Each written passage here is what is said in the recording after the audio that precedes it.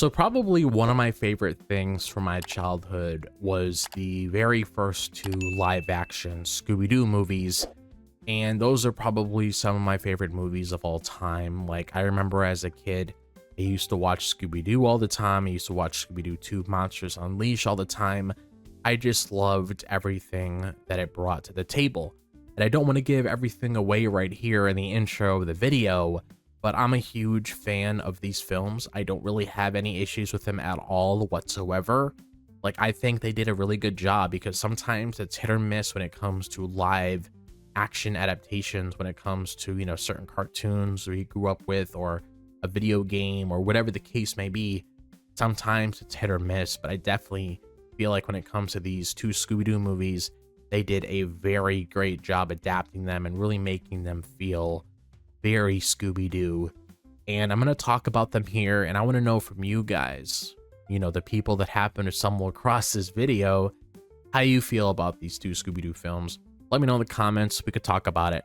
And let's get straight into this so I can give you guys my thoughts on these two awesome movies. So when I really sit there and think about those two live action Scooby-Doo movies that we got back in 2002, and then again in 2004 with Scooby-Doo 2 Monsters Unleashed, I feel like one of the biggest things that stands out to me right away is just how well they actually captured the feel of the original show.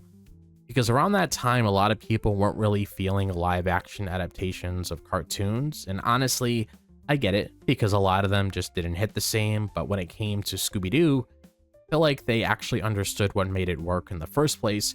And that's something I didn't really think about as a kid, but looking back on it now, it really does stand out. And I think what really helped is that they didn't try to completely change everything just to make it feel more real. They still kept that fun, goofy energy that Scooby-Doo is known for, and that's important because if you take that away, then it just doesn't feel like Scooby-Doo anymore. And I feel like these movies found a really good balance where, yeah, it's live action, but it still feels like you're watching the cartoon in a different form. And that's not easy to pull off, especially when you're dealing with something that people already have strong feelings about. Like, when I was watching these movies, I never once felt like something was off or like it didn't belong. Everything just flowed together in a way that made it so easy to get into. And I think that's a big reason why I got so invested in them, because it didn't feel like a weird experiment. It felt like something that actually respected the source material while still doing its own thing. And that's something I can appreciate even more now than I did back then. And that's really why I look back on these movies the way I do, because even though there have been a lot of other live action adaptations over the years, not many of them really capture that same feeling. And that's what makes these stand out to me, because they didn't just exist for the sake of it, that actually felt like Scooby-Doo at its core, and that's something I always respected about them. Now, getting into the casting, I feel like this is where these movies really nailed it, because when I think about who they chose to play each character, it's honestly hard for me to imagine anyone else in these roles, because they just fit so naturally, and that's not something you could always say when it comes to live action adaptations, but here, it really felt like they got it right across the board. Like, when you look at Sarah Michelle Gellar as Daphne, she really captured that character in a way that felt believable, but still true to what we know. And then you've got Matthew Lillard as Shaggy, and honestly, that might be one of the best casting choices that they've made, because he really brought that energy to life, and it never felt forced. It just felt natural, like he was meant to play that role from the start. Then you got Freddie Prinze Jr. as Fred and Linda Cardellini as Velma, and again, same thing. They both did a really good job capturing what makes those characters stand out, and it never felt like anyone was out of place. Like, everybody understood what they were supposed to bring to the table, and it all came together in a way that just worked. And that's really what makes the casting so memorable for me, because it wasn't just one or two standout performances, it was the entire group. And when you got that kind of chemistry between the main cast, it just makes everything else feel that much better. And I feel like that's a big reason why these movies are still so enjoyable to go back to, because the characters feel right, and that's something you can't really fake. Another thing I always look back at too is just how much fun I had watching these movies, because at the end of the day, that's really what matters. Like, I got invested, I had my laughs, and I just enjoyed seeing everything come together, and sometimes that's all you really need. especially with something like Scooby-Doo, where the whole point is to have a good time. I remember sitting there getting pulled into everything that was going on, whether it was the mystery, the humor, or just the interactions between the characters. It all worked together in a way that kept me engaged from start to finish, and it never felt like it was dragging or losing focus. It just kept things moving in a way that made it easy to stay locked in. And I think that's something that gets overlooked sometimes because people can get caught up in comparing things or picking them apart. But for me, it was simple. I had fun watching these movies, and that's something I can still say even now, because when I go back and rewatch them, that same feeling is still there, and that says a lot about how well they were put together. So when I think about these movies, that's one of the first things that comes to mind.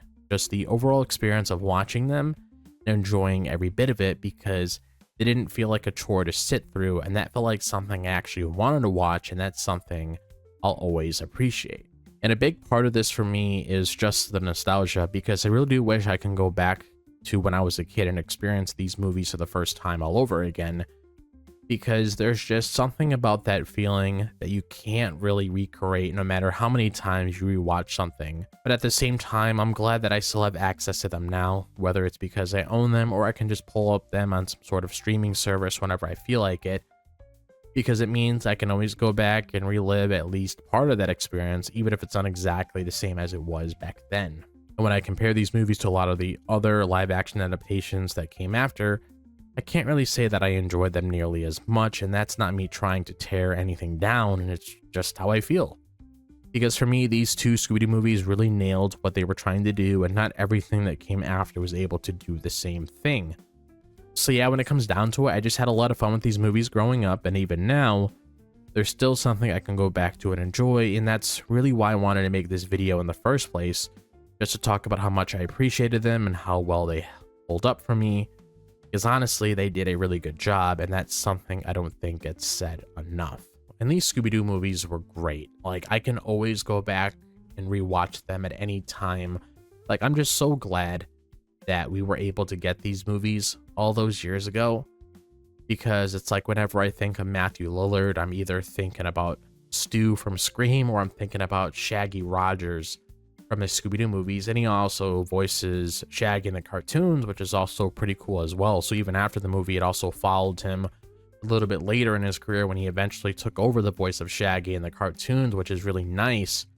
But there's just that special feel with these movies that I'll never forget, and I'm just really glad that I had the opportunity to watch them. But that's all I have to say here in this video, so I am very curious to hear your thoughts on this when it comes to these two Scooby-Doo films. Like, how'd you guys feel about them? Did you guys also grow up with them like I did? Let me know in the comments. I'm very curious to hear what you guys have to say about it. And if you guys enjoy the video, as always, be sure to like, subscribe. I'd really appreciate it. If you want to follow me on my social media, all my socials are located in the description, so be sure to follow me on there. Be sure to join my Discord server so we talk about all the things that we'd love. Be sure to click on that bell for notifications. You guys are notified when I'm dropping a video just like this one on the channel. I hope all of you guys are having a fantastic day, wherever the day may be, if it's the daytime, the nighttime, or the evening. And I'll see you guys in the next video. As always, peace out.